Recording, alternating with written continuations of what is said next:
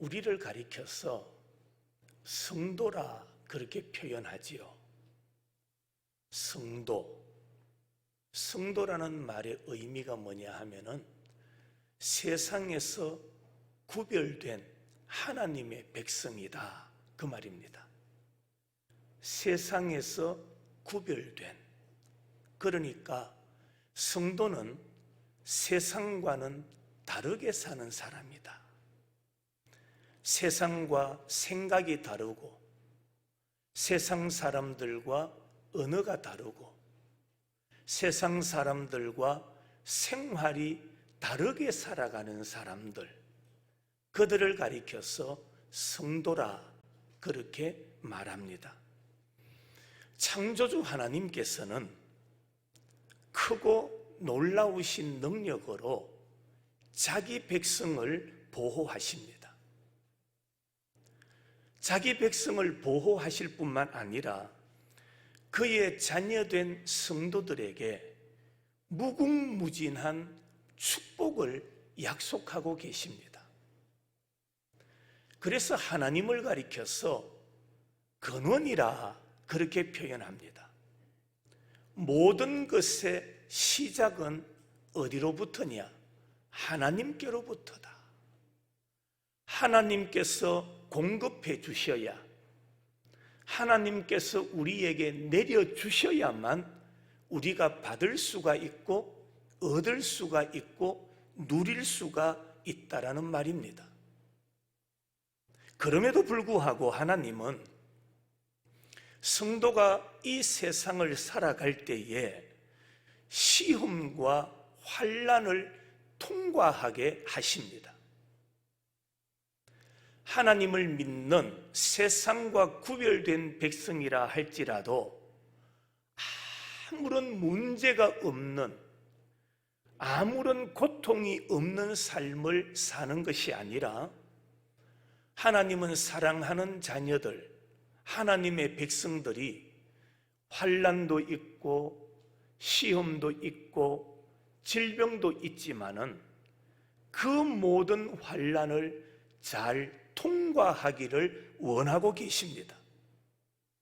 그래서 오늘 읽었던 야고보서는 성도가 겪는 시험에 대한 새로운 시선을 우리에게 제시하고 있습니다. 오늘 2절에 보면 내 형제들아 너희가 여러 가지 시험을 당하거든. 여러분, 시험은 하나가 아니에요. 한 종류가 아니에요. 우리에게 다가오는 시험이 보면 여러 가지예요. 다양해요. 다시 말하면 생각지도 못했던 시험들이 우리에게 닥쳐온다라는 겁니다. 이런 여러 가지 시험을 당하거든 어떻게 하라? 온전히 기쁘게 여기라. 오늘 이 말씀은 우리가 시험에 대해서 갖고 있는 일반적인 관점과 그리고 우리의 삶에 나타나는 현상과는 전혀 다른 교훈을 우리에게 말씀하고 있습니다. 야고보는 여러 가지 시험을 당하거든 그 여러 가지 시험을 당하는 성도들의 마음 자세, 그 시험을 대하는 태도가 어떠해야 되느냐? 어떻게 여기라고 말합니까? 온전히 어떻게? 기쁘게 여기라 그렇게 권면하고 있습니다. 이 야고보서의 수신자가 누구냐? 1절에 보면 흩어져 있는 12지파라 그렇게 말합니다. 야고보가 이 야고보서를 누구에게 보내느냐? 흩어져 있는 12지파에게 보내는 서신이라는 겁니다. 당시에 흩어져 있는 12지파는 세계 각국으로 흩어져 있는 유랑 생활을 하고 있는 이스라엘 민족을 의미하고 있습니다. 그러니까 오늘 2절을 시작하면서 내 형제들아, 이 형제들이 바로 세계에 흩어져 있는 유대 민족들, 그들을 가리켜서 내 형제라 말씀하고 있습니다. 나그네 생활을 하는 유대 민족, 그들은 유형 혹은 무형으로 많은 시험이 그들에게 있었고, 그로 인해서 그들은 말로 표현할 수 없는 많은 어려움을 겪고 있었다라는 말입니다. 유대인들만이 아닙니다. 세계에 흩어진 이스라엘 백성들만이 아닙니다. 오늘 이 시대를 살아가는 우리 모든 성도들도 여러 가지 어려움, 여러 가지 고통을 겪으면서 살아가고 있습니다. 그렇지만은 성도들은 그 시험의 원인을 정확하게 알고 적절하게 대처한다면 그 시험이 오히려 성도들에게는 복이 될 수 있다라는 말씀입니다. 그러면 우리의 생활 가운데 필연적으로 연결되어 있는 이 시험에 대해서 우리가 어떻게 대처해야 되느냐? 우리에게 다가오는 여러 가지 시험을 우리는 어떻게 대해야 되느냐? 어떻게 물리쳐야 되느냐? 어떻게 이 시험을 이겨나가야 되느냐? 먼저 성경에서 시험을 만나거든 할 수 있는 대로 시험은 뭐 해야 되느냐? 피해야 돼요. 한번 따라합시다. 시험은 피해야 합니다.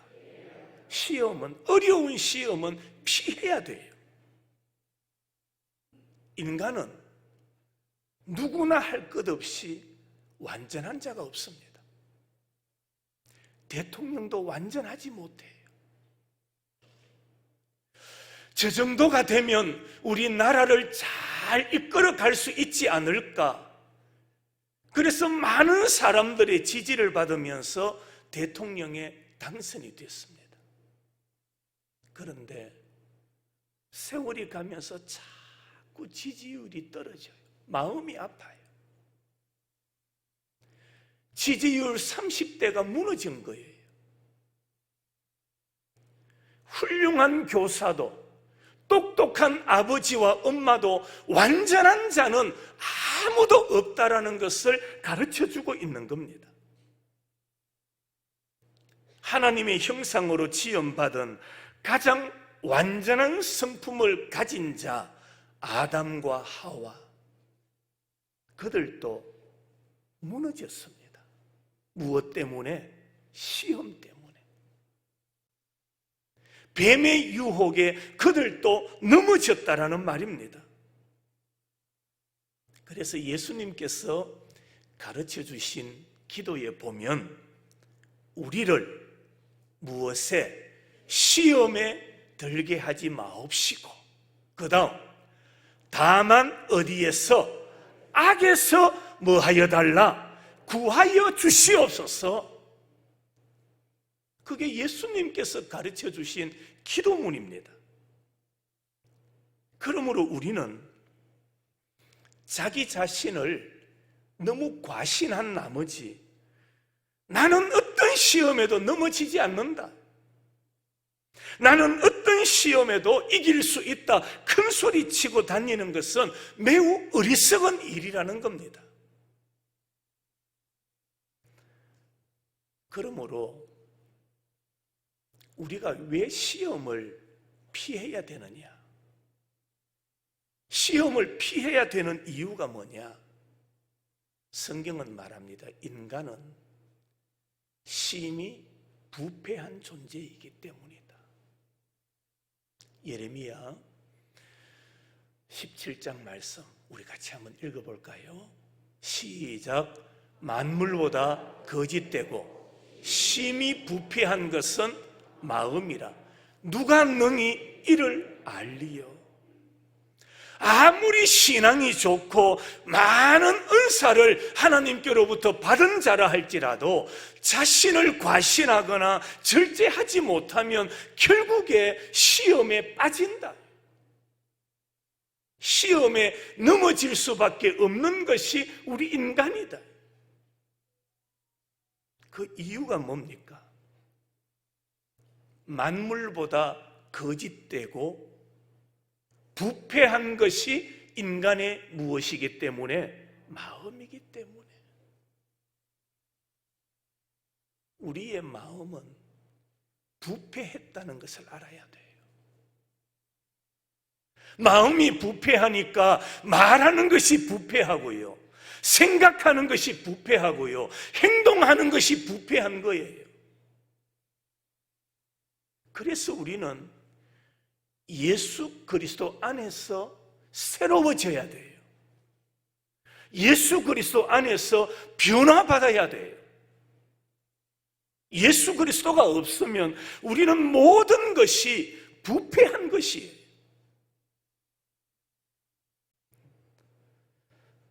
결국에 자신을 과신하고 절제하지 못하면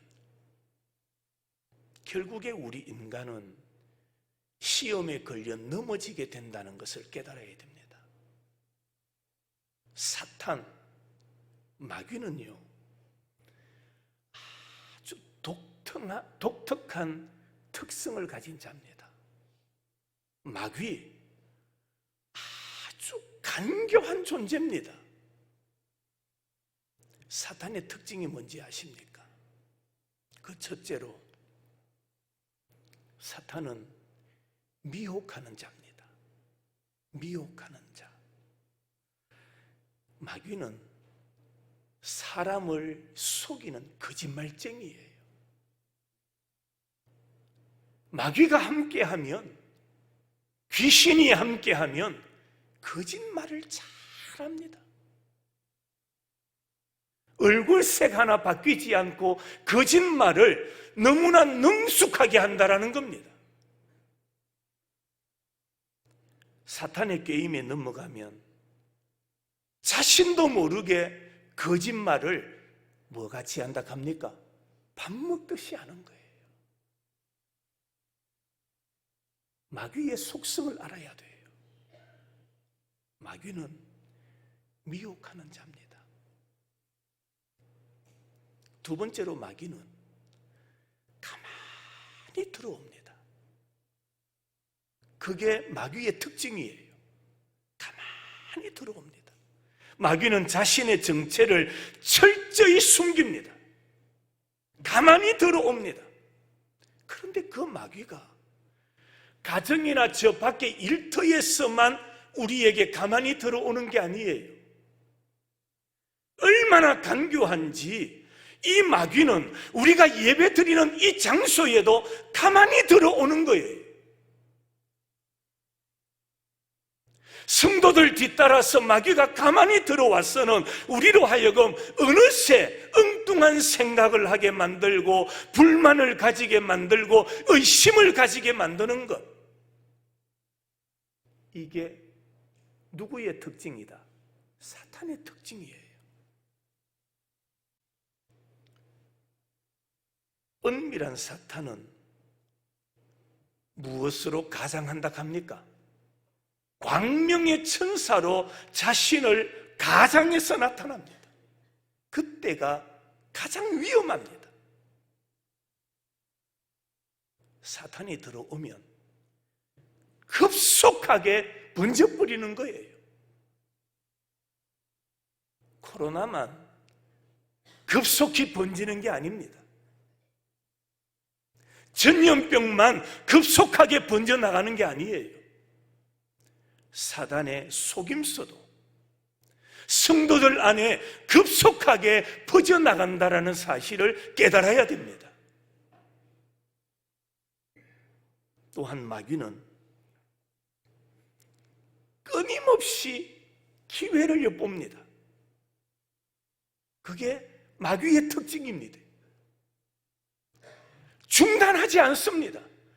끊임없이 기회를 엿보는 자입니다. 에덴 동산에서 아담에게 범죄하게 했던 마귀가 오늘 우리가 살고 있는 이 시대에도 그 대상을 찾고 넘어뜨릴 대상을 찾고 있는 거예요. 그게 마귀의 특징이에요. 마귀는 오늘도 성도들을 넘어뜨리기 위하여 그 대상을 찾고 있습니다. 새 가족에게 접근하기도 하고, 직분자에게 접근하기도 하고, 선교지를 찾아가기도 하고, 그래서 넘어뜨리려 하는 겁니다. 성경에 보세요. 사탄은 누구까지 넘어뜨리려 했습니까? 예수님까지 넘어뜨리려 했습니다. 기억하세요. 사탄은 우리가 넘어질 때까지 포기하지 않습니다. 사탄은 우리가 넘어질 때까지 포기하지 않습니다. 끈질기다라는 말입니다. 그래서 화면 보실까요? 에베소서 4장을 보십시오. 마귀에게 뭘 주지 마라? 틈을 주면 안 돼요. 마귀는 틈을 보고 그 사이에 차고 들어오는 거예요. 그래서 바울은 에베소 교회 성도들에게 마귀에게는 틈을 주면 안 된다. 틈을 주면은 그 사이를 비집고 들어와서 넘어뜨릴 자를 찾고 있다. 성도 여러분, 마귀에게 틈을 주지 않으시기를 바랍니다. 틈을 주면은 성도를, 우리 한 사람 한 사람을 넘어뜨리려 한다라는 겁니다. 우리는 시험이 많은 세상을 살아갑니다. 가급적이면 말씀과 기도로 잘 무장하여 사단에게서 오는 그 시험을 피할 수 있는 지혜자들이 되시기를 주님의 이름으로 축원합니다. 시험을 당하거든, 시험을 당할 때 성도가 해야 될 자세가 뭡니까? 인내하는 겁니다. 인내해야 됩니다.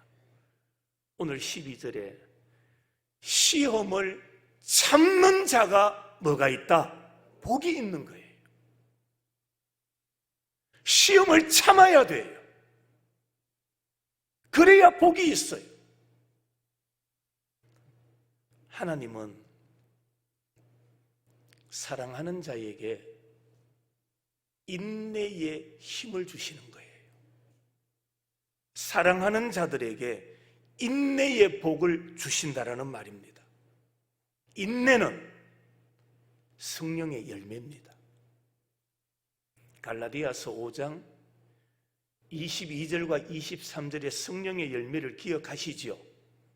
사랑과, 아시는 분 같이 사랑, 희락, 화평, 오래 참음, 인내죠. 오래 참음, 자비, 양선, 충성, 온유, 절제.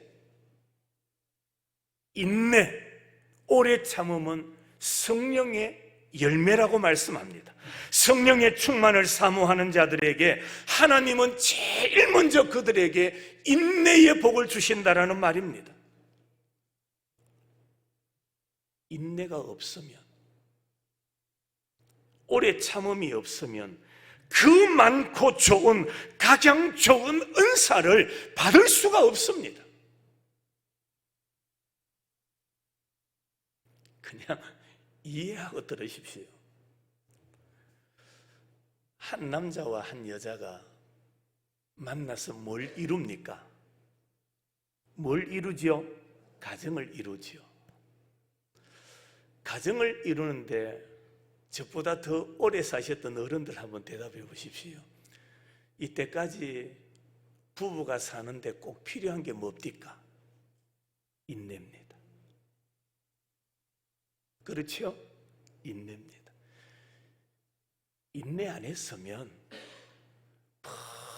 벌써 뭐 했느냐? 뭐 했습니까? 다 남남됐습니다. 인내하니까 자식들을 얻고, 인내하니까 자녀들로 인해서 기쁨을 누리고, 행복을 맛보고, 웃음을 찾고, 미래를 꿈꾸며 살아가게 되는 겁니다. 인내, 하나님이 그 사랑하는 자들에게 주시는 선물이라는 것을 우리는 깨달아야 됩니다. 시험을 당할 때 하나님을 의식하지 못하는 사람은 사람을 상대해서 그것을 풀어보려 하다가 더 어려운 지경에 빠져들게 되는 겁니다. 자기를 변명하게 되고, 다른 사람을 공격하게 되고, 자기의 억울함을 호소하면서 다른 사람으로부터 동정을 얻어내리는 행위.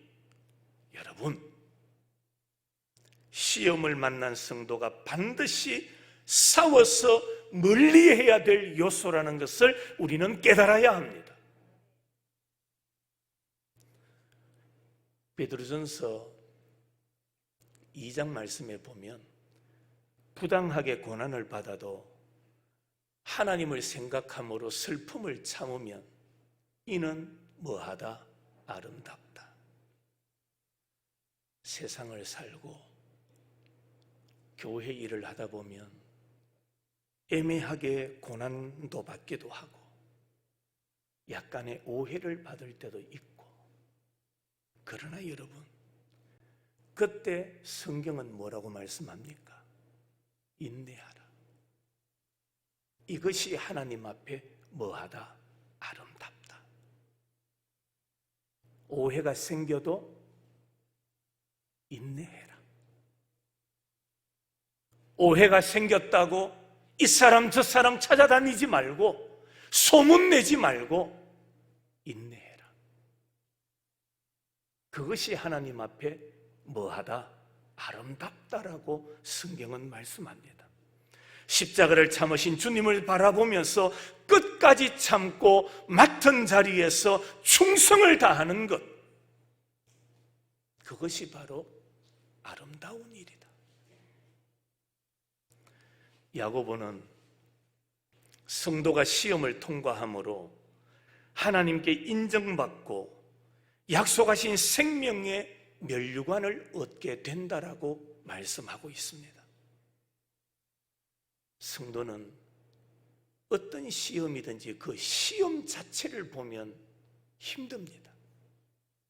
그러나 그 시험 넘어 시험을 주관하시는 하나님, 그 배후에 살아계신 하나님을 바라보는 자가 되라.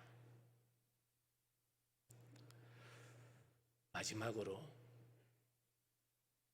시험을 당하면 성도는 어떻게 해야 되느냐? 싸워서 이기라.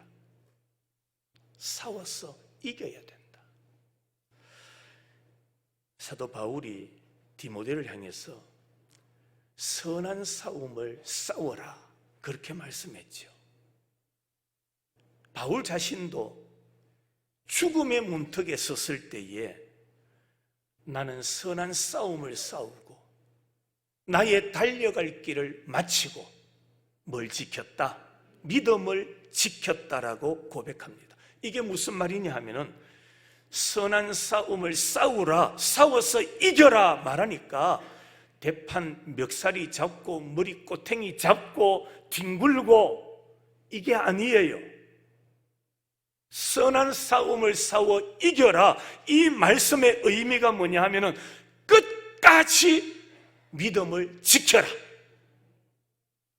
끝까지 믿음을 지키는 것이 선한 싸움에서 이기는 것이라고 말씀하고 있습니다.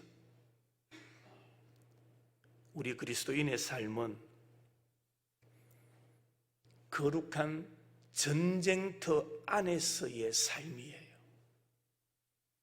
거룩한 전쟁터의 삶, 이것이 우리 성도들의 삶입니다. 그리스도의 사람은 먼저 육체의 소욕을 따르는 옛 자신과 싸우는 자입니다. 그리스도의 사람은 사탄이 역사하는 세상과 싸우는 자입니다. 그리스도의 사람은 사망의 죄악과 싸우는 자입니다.